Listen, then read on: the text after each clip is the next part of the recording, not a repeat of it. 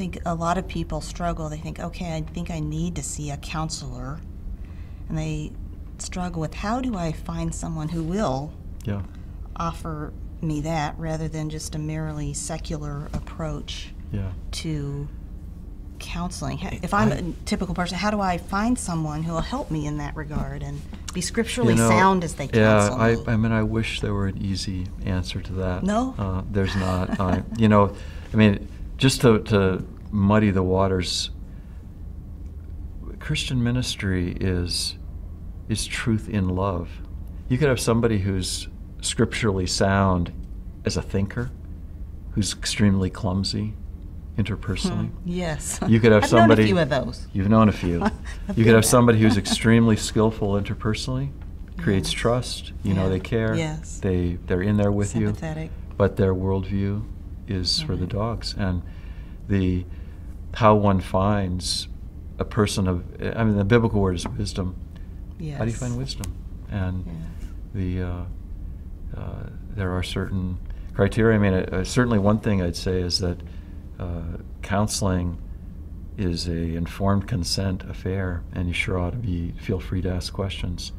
This is not rocket science where they tell you how the rocket's going to blast off. This is people. And are there particular red flags if I make an appointment with the counselor and I'm in there and we're starting in? Are there some particular red flags that I go, maybe this is not the approach I want someone to guide me with? I mean, there'd be a lot of things we could say. I'd probably say, how do they explain the cause of my problems?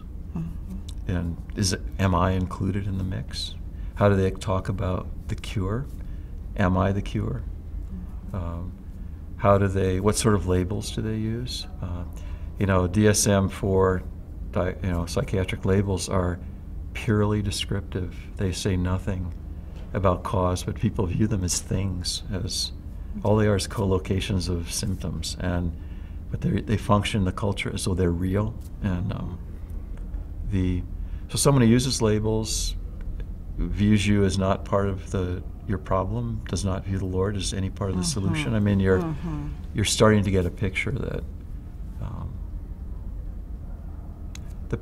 and yet, muddy the waters. That person may be very kind. They may be very good at getting you to simply talk.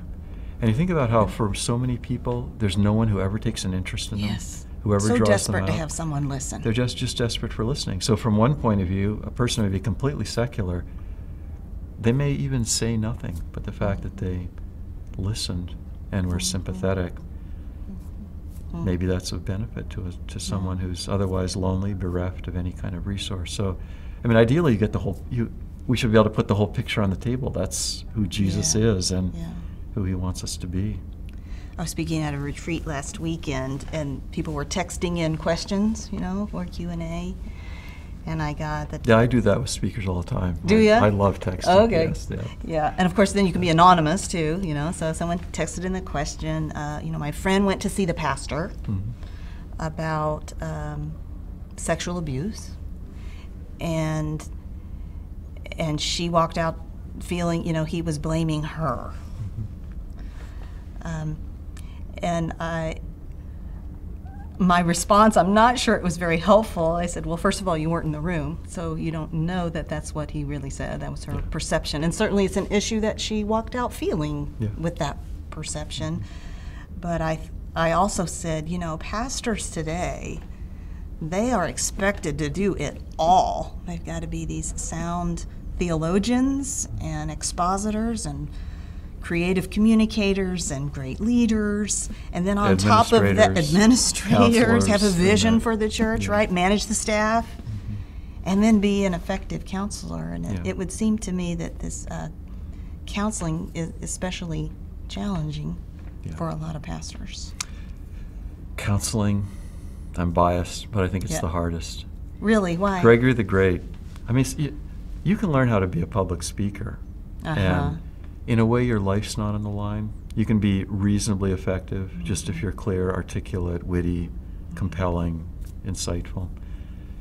In counseling, people know in a heartbeat if you're the real deal or if you're just blowing smoke. And they know if you care or really could care less. They know if you're just there to fix it, fix them, Yeah. fix their life.